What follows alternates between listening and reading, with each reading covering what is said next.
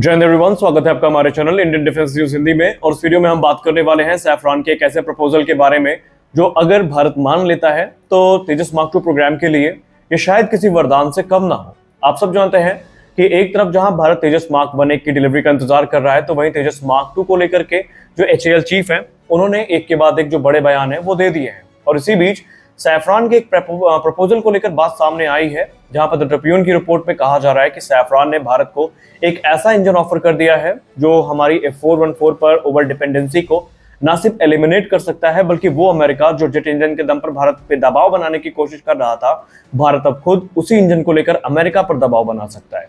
हम जानेंगे कि ये नया इंजन क्या है, कैसा है और क्या प्रैक्टिकली तेजस मार्क 2 के लिए ये पॉसिबल है।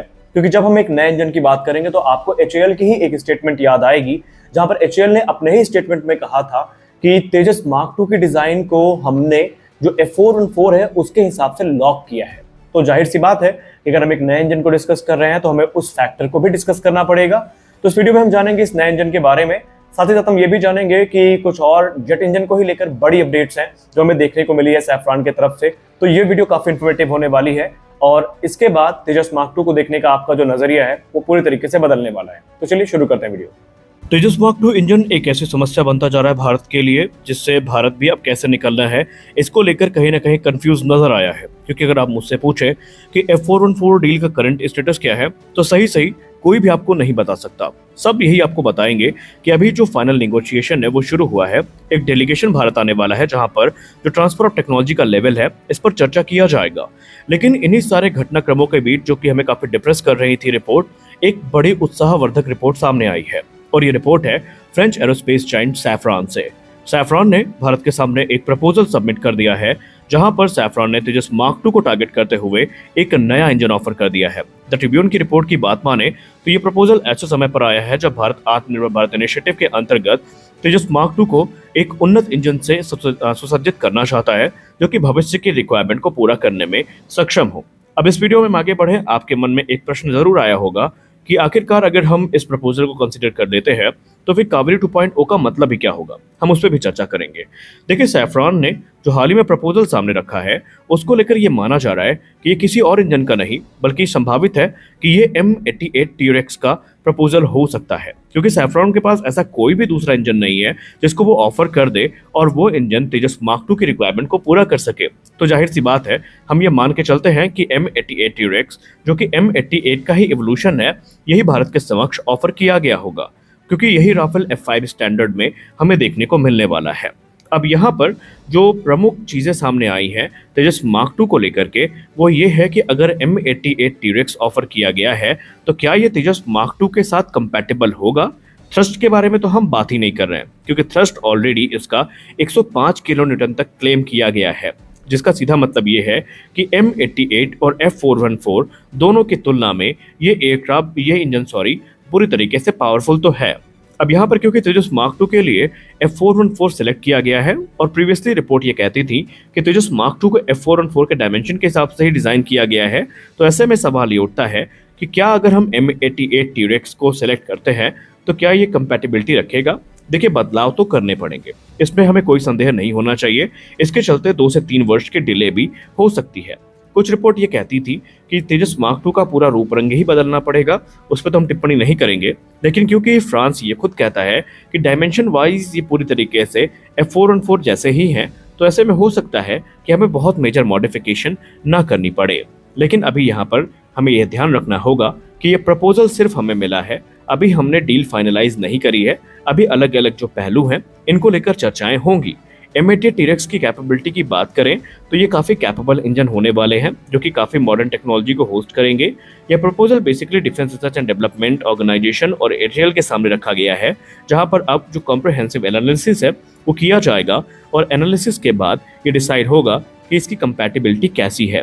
यहाँ पर सैफरॉन का ध्यान सिर्फ भारत को इंजन सप्लाई करना नहीं है जो कि बने बनाए इंजन होंगे, बल्कि सैफरॉन ने अपने प्रपोजल में ये कहा है कि अगर भारत इस इंजन को सिलेक्ट कर लेता है तो वो एक इंडिजिनस मैन्युफैक्चरिंग इकोसिस्टम भारत में इस्टेब्लिश करेंगे, जहां पर इन इंजन को भारत में ही बनाया जाएगा और भारत को जो ट्रांसफर ऑफ टेक्नोलॉजी है ये भी प्रदान की जाएगी। M88 T-Rex की बात करें तो क्लेम किया जाता है कि ये 95 से 105 किलोमीटर तक का थ्रस्ट जनरेट करने में सक्षम होगा, और क्योंकि यहाँ पर मुख्यतः भारत 2 इंजन प्रोग्राम में इंक्लूडेड होगा, जहाँ पर हम एमका का इंजन भी सैफरान के साथ बनाएंगे, और तेजस मार्क 2 के लिए भी अगर डील फाइनलाइज हो जाती है तो इंजन सैफरान के साथ बनाया जाएगा, तो चीज़ें काफ़ी फास्ट ट्रैक होंगी। इसके लिए जो कह सकते हैं कि हमें कुछ बेनिफिट है वो ज़रूर मिलेगा।